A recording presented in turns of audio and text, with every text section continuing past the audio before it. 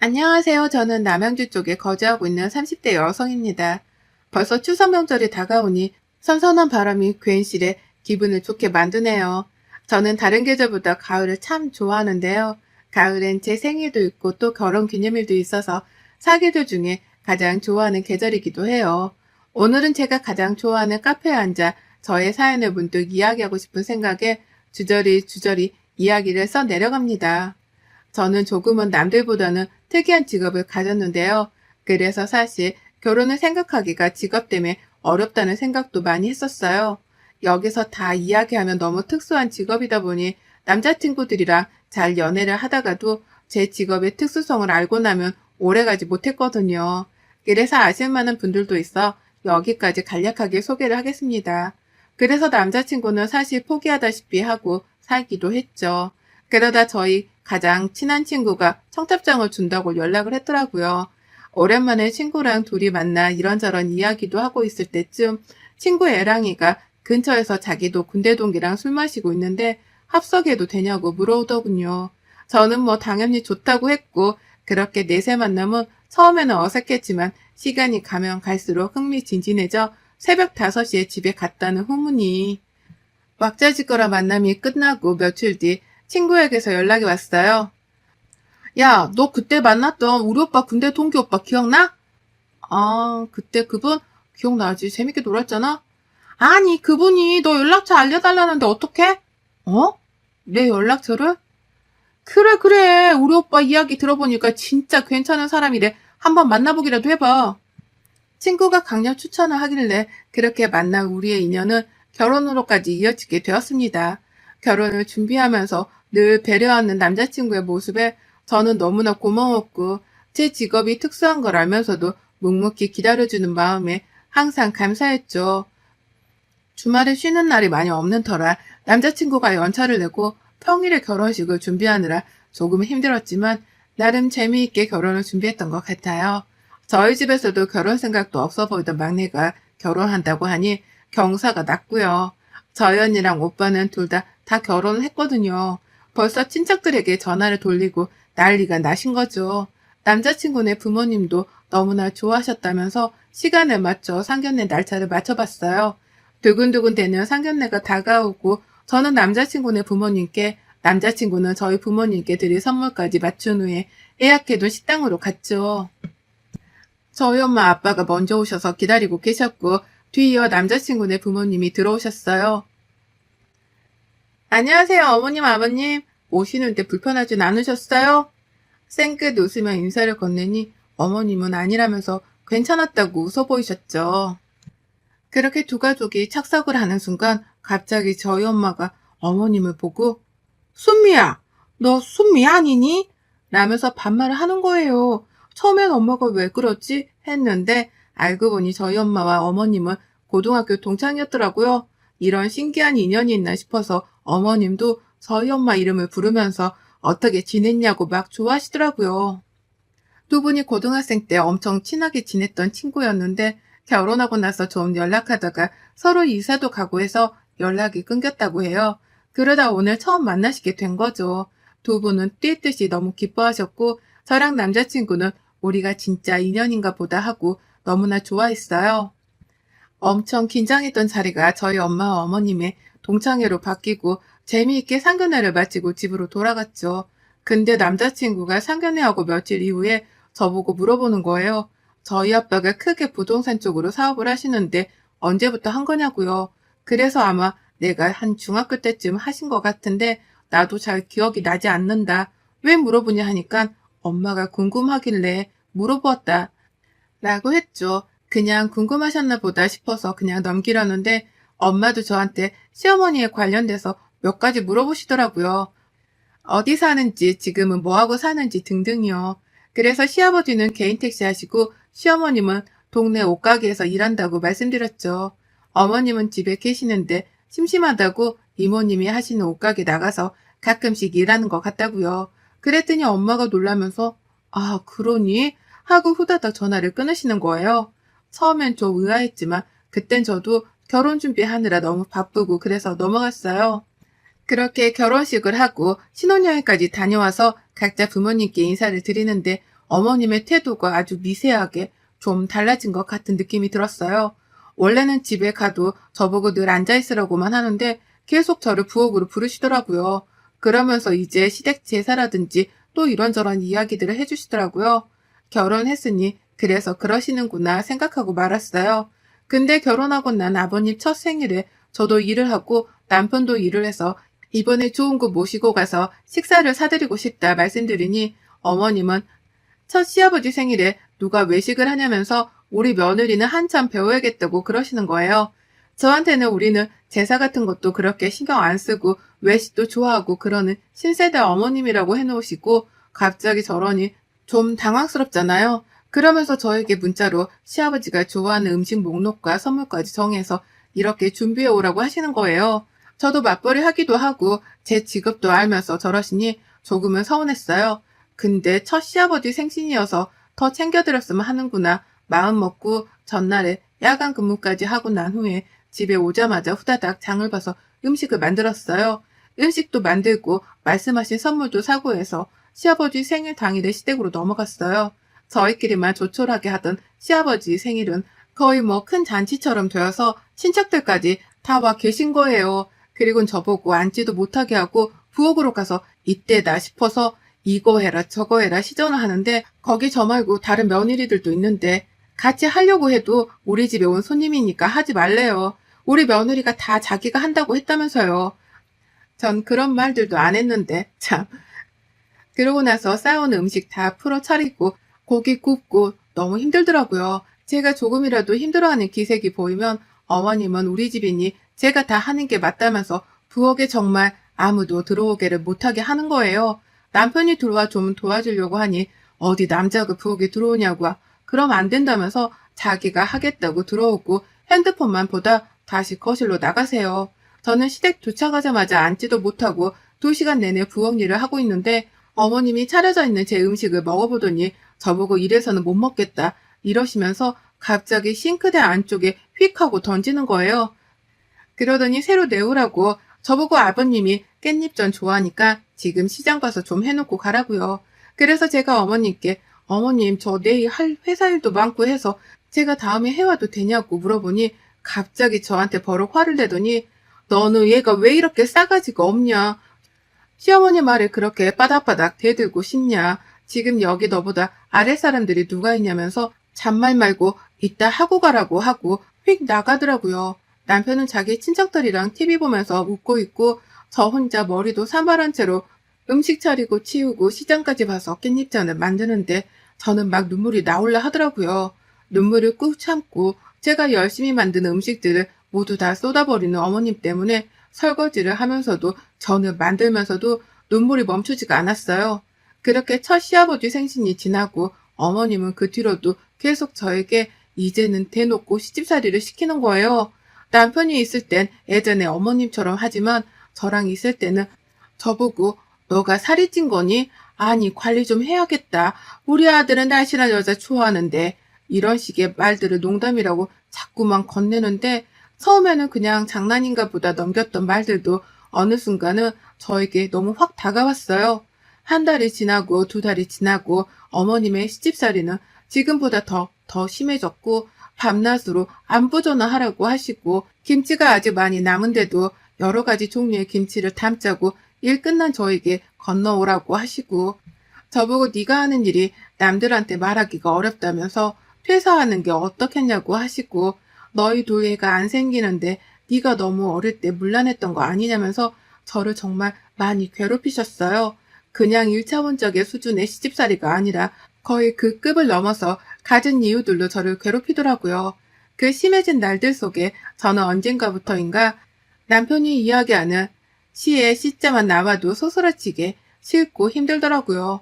저는 그렇게 시집살이로 인해 하루하루 두통에 시달렸고 하루는 너무 아파 집에 있는데 친정엄마가 반찬 가져다 주려고 집으로 오셨더라고요. 아픈 저를 보고 음식을 해서 가져다 주시는데 결혼하고 나서 엄마를 보니 왜 이리 눈물이 나는지 정말 주체할 수가 없겠더라고요.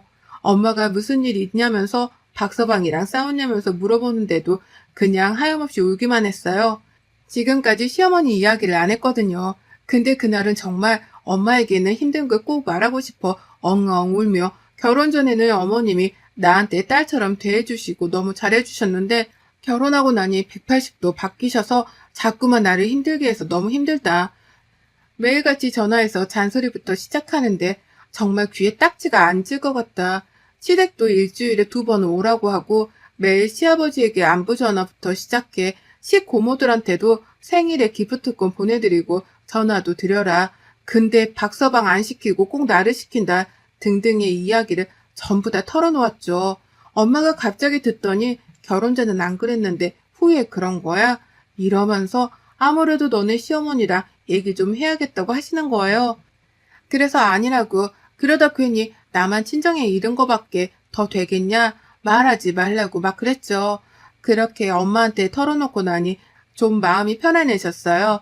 엄마한테 이런 이야기를 털어놓은 후에 달라진 게 있다면 엄마가 남편을 대하는 태도였어요. 원래 그러지 않으셨는데 저희 남편만 보면 저희 엄마가 자꾸 관리 좀 하냐느니 남자가 그렇게 배 나와서 어떻게 하나느니 박서방은 연봉이 언제 오르는지 둘이 애기라도 가지면 우리 딸이 회사를 그만둬야 하는데 먹여 살릴 자신이 있냐는 둥 이런 말씀을 종종 하시더라고요. 그때마다 엄마한테 하지 말라고 눈치 주는데도 엄마는 자꾸만 하기 시작했어요. 남편은 그런 말 들으니까 자기도 자존심이 상했는지 저보고 장모님이 요새 자기를 미워하는 것 같다. 내가 뭘 잘못했냐. 저한테 되려 물어보더라고요. 근데 갑자기 저와 시어머니의 관계가 확 뒤바뀔 만한 일이 생겼어요. 회사를 끝나고 집에 가는데 또 시어머니한테 전화가 와서 저보고 당장 집으로 건너오라고 하시네요. 웬 불호령인가 싶어서 갔더니 자기네 집에 자기 친구들이 놀러 온다고 저보고 그날 하루는 회사 쉬고 와서 음식 좀 만들어야겠다고 하시는 거예요. 제가 요새 회사가 너무 바빠서 하루 시간 내기가 어렵다. 그냥 용돈 드릴 테니 맛있는 거 사드시면 어떻겠냐고 좋게 말씀을 드렸어요. 아니 네가 잘나면 얼마나 잘났다고 시어머니한테 잡아부터 대드냐. 하라고 하면 할 것이지. 뭔 말이 이렇게 많은 거야. 너희 엄마가 너를 그렇게 가르쳤니?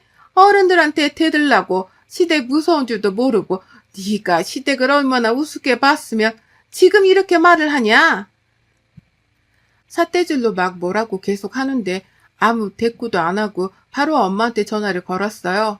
엄마 나야 우리 시어머님이 자꾸 나보고 가정교육 못 받았다고 해서 어떻게 대답해야 할지 몰라서 엄마한테 전화했어.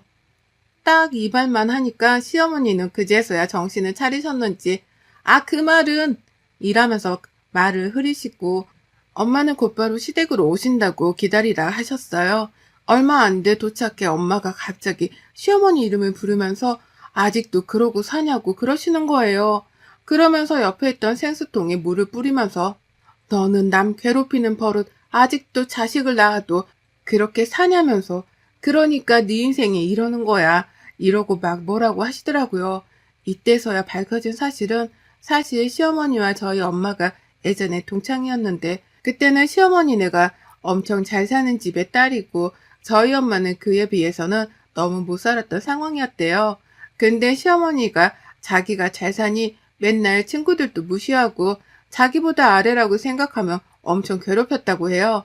엄마는 친구라는 이름으로 저렇게 하니 그때 정을 떼고 살았는데 갑자기 상견례장에서 본 모습이 예전과 많이 달라 저한테 물어보신 거고요.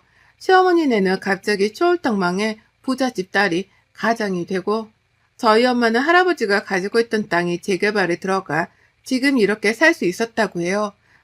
근데 시어머니가 저희 엄마한테 자존심이 상하니 저를 살살 긁으면서 괴롭혔던 거죠. 엄마는 그런 저를 보고 눈에는 눈, 이에는 이 하면서 남편한테 그렇게 하신 거고요. 이제야 그 실마리가 풀리더군요. 엄마는 시어머니랑 말이 안 통하자 머리 끄댕이를 잡고 네가 얼마나 사람은 피말리게 하는 줄 아냐. 아직도 그 버릇 못 고치고 어른 돼서도 어른 대접 못하고 있냐. 네가 지금 하는 일도 못하게 만들어줄까? 이러면서 막 엄마가 시어머니를 쥐잡듯 잡으시더라고요. 시어머니 또한 만만치 않은 분이었지만 저희 엄마가 더 심했었나 봐요. 한바탕 사건이 있고 나서 더 충격적으로 알게 된 사실은 대학생이 돼서도 간간히 연락하고 지내던 어머님이랑 저희 엄마는 우연히 엄마가 만나던 남자친구를 어머님한테 소개시켜 주었는데 나중에 알고 봤더니 어머님이 엄마랑 사귀던 남자친구랑 사귀고 있었다고 하네요. 근데 아이를 그때 가졌다고 들었는데 딴 사람이랑 결혼한 걸 보고 그때 그 아이는 지우고 헤어졌구나. 엄마는 딱 눈치를 챈 거고 그 일이 있은 후 연락을 서로 안 하게 된 거고 이번에 저희 상견례장에서 만나게 된 거죠. 서로 상황이 아예 뒤바뀐 채로요. 어머님은 그때부터 저를 시집살이 시작했고 그렇게 하면 제가 제 발로 이혼할 거라고 생각을 하셨대요. 근데 너무 제가 오래 버티니 안 되겠다 싶어서 강도를 더 높인 거고요. 결국에는 어머님이 과거에 저지른 잘못으로 저희까지 갈라놓으려 하셨으니까요. 이렇게 제가 다 알게 된 이상 저는 어머님의 잘못을 위해 저를 이렇게까지 만든 걸 용서할 수가 없었고 시아버지나 남편에게 이 사실을 모두 다 밝히기로 했어요. 다 모인 자리에서 어머님이 지금까지 한 만행을 전 다 밝혔고 어머님은 울고불고 저에게 뭐 하는 짓이냐고 소리치셨지만 있는 그대로 사실만 말했다고 했어요. 거짓말이라고 생각하신다면 저희 부모님을 불러드리겠다. 그렇게 저는 그 자리를 나왔습니다. 어떻게 보면 그렇게 숨기고 싶던 과거를 자기가 이야기한 셈이 아닐까 싶었어요. 저는 친정 부모님께 이러한 상황을 다 이야기하고 남편과 헤어져야겠다는 뜻을 밝혔습니다. 남편에게 협의이혼을 요구했고 남편은 내가 엄마 일 다 사과할 테니 이혼만은 하지 말아달라고 부탁하길래 내가 어머님 때문에 힘들고 당신은 나보고 늘 우리 엄마는 그런 사람이 아니다. 네가 너무 예민한 거 아니냐 등의 말로 나를 2번 죽였다고 했어요. 어머님이 나한테 그러신 이유까지 아니 사실 더 이 결혼 생활을 유지하는 건 우리 엄마에 대한 도리가 아닐 것 같다 라고 짐 싸서 집을 나왔어요. 이혼을 끝까지 못 해주겠다던 남편이라 재산 분배를 꼭 하자면서 소송을 걸었고 소송 중에 어머님은 저희 집으로 찾아오셨죠. 저보다 엄마와 이야기하고 싶다고 했고 저는 방에 들어가 있었어요.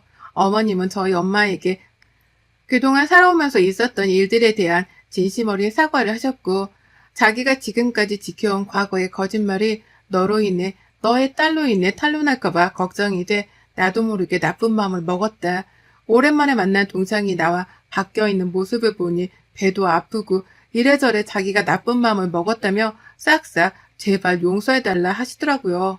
그러면서 저를 막 불러서 이야기를 하시는데 시아버지께도 자기가 그런 적이 없다면서 잘못한 거라고 한 번만 말해달라 싹싹 울면서 비시는데 엄마는 더 이상 할 말이 없다며 방으로 들어가셨어요. 저는 어머님께 딱 잘라 말했어요. 어머님, 지팔 직권이라는 말 아세요? 지팔자 지가 꼬는 거예요. 그러게 멈추셨어야죠. 그랬으면 멈추고 다시 좀 새롭게 사시지 그러셨어요? 그렇게 남들 괴롭히면서 사시면 마음이 좀 편하세요? 어차피 이판사판으로 저도 남편이랑 헤어질 생각으로 했던 일이고 어머님이 더 살라고 해도 더 살 생각도 없어요. 죄송하지만 어머님 아들 되게 괜찮다고 생각하지 마세요.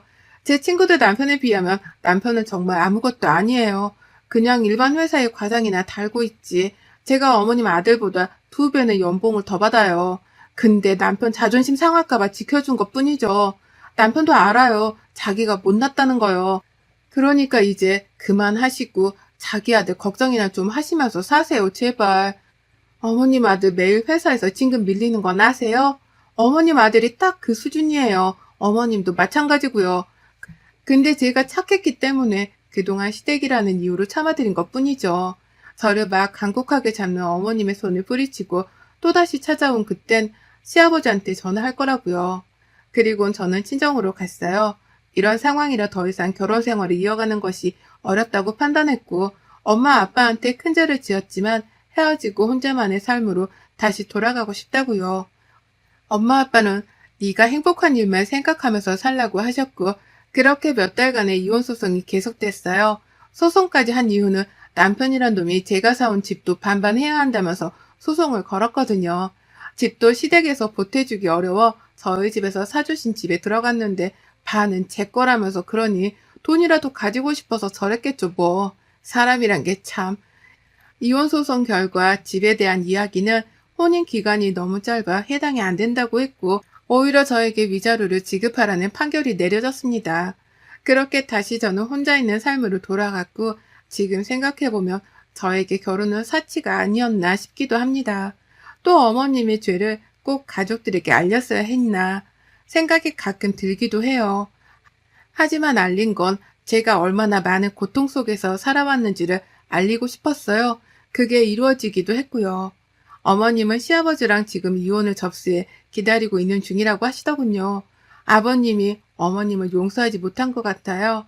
과거에 있는 일보다 지금 했던 일들이 아버님한테는 많은 충격으로 와 닿으신 것 같더라고요. 어머님은 자기께 자기가 넘어가 결국에 이렇게까지 왔네요. 추석 때 행복한 일들만 가득해야 하는데 이런 소식으로 사연을 보내니 참 슬프기도 했네요. 하지만 누구에게도 말 못할 걱정과 고민이었는데 사연을 보내 모든 이야기를 솔직하게 털어놓으니 마음이 한결 편안해져요. 여러분들도 무엇보다 마음 편한 게 가장 최고이다 생각하고 사세요. 혼자 있어도 외롭고 같이 있어도 외로우면 차라리 혼자 있는 게 더 마음 편하지 않을까 생각을 해봅니다. 여러분의 생각은 댓글로 남겨주세요. 오늘도 시청해 주셔서 정말 감사합니다.